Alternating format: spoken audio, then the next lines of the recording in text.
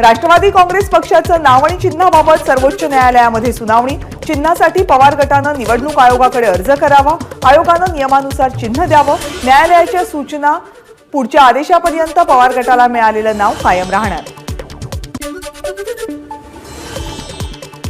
शरद पवारांना नाव आणि चिन्ह मिळू नये म्हणून अजित पवार गटाचे वकील प्रयत्न करत होते, पण प्रत्येकाच्या रक्तामध्ये पवार आहेत, त्यामुळे सहजासहजी त्यांचं नाव काढून टाकता येणार नाही, जितेंद्र आव्हाड यांचं वक्तव्य।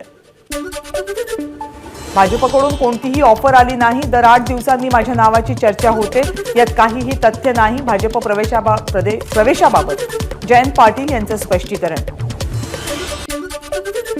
काही लोक म्हणतील ही शेवटची निवडणूक आहे, पण तुम्ही सुद्धा भावनिकतेला बळी पडू नका, अजितदादांचं बारामतीकरांना आवाहन। तर कुटुंबानं एकटं पाडलं, तुम्ही एकटं सोडू नका, दादांकडून पुन्हा एकदा भावनिक आवाहन। राज्यामध्ये उन्हाच्या झळा वाढल्या, अकोल्यात सगळ्यात जास्त म्हणजे 36.8 अंश सेल्सिअस तापमानाची नोंद।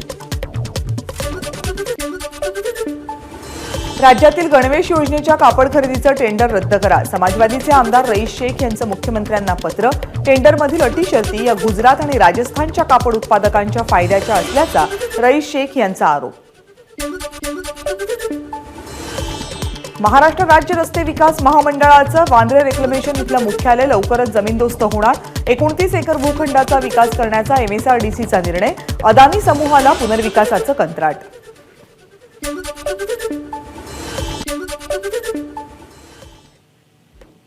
आणि यानंतर काही महत्त्वाच्या बातम्या विदर्भातून।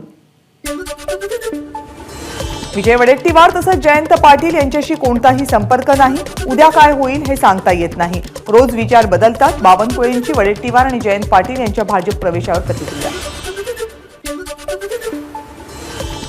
चंद्रपूर लोकसभा निवडणूक लढवण्याची इच्छा नाही, पण सुधीर मुनगंटीवारांची प्रतिक्रिया। पण पक्षानं आदेश दिला तर बघू, मुनगंटीवारांचं वक्तव्य। 400 पार म्हणायचं आणि दुसऱ्यांचे नेते पळवायचं हे भाजपचं काम, यातून त्यांच्या पायाखालची वाळू सरकल्याचं दिसतंय। राष्ट्रवादीच्या बड्या नेत्याच्या भाजप प्रवेशाच्या बातमीवर वडेट्टीवारांची प्रतिक्रिया। भंडाऱ्यातल्या मोहाडी तालुक्यातल्या हिवरा शेतशिवारामध्ये आढळली हरणाची जोडी, हरणांच्या झुंजीचा व्हिडिओ सोशल मीडियावर व्हायरल। चंद्रपूरच्या पोंभुर्णा शहरामध्ये शिवरायांच्या अश्वारूढ पुतळ्याचं अनावरण, छत्रपतींचे 13वे वंशज खासदार उदयनराजे भोसलेंची उपस्थिती। अकोल्यामध्ये जुन्या रामदास पेठ भागातील जिजाऊ सभागृहाच्या नूतनीकरण कामाचा शुभारंभ, वंचितचे अध्यक्ष प्रकाश आंबेडकर आणि अंजली आंबेडकर यांच्या उपस्थितीत शुभारंभ।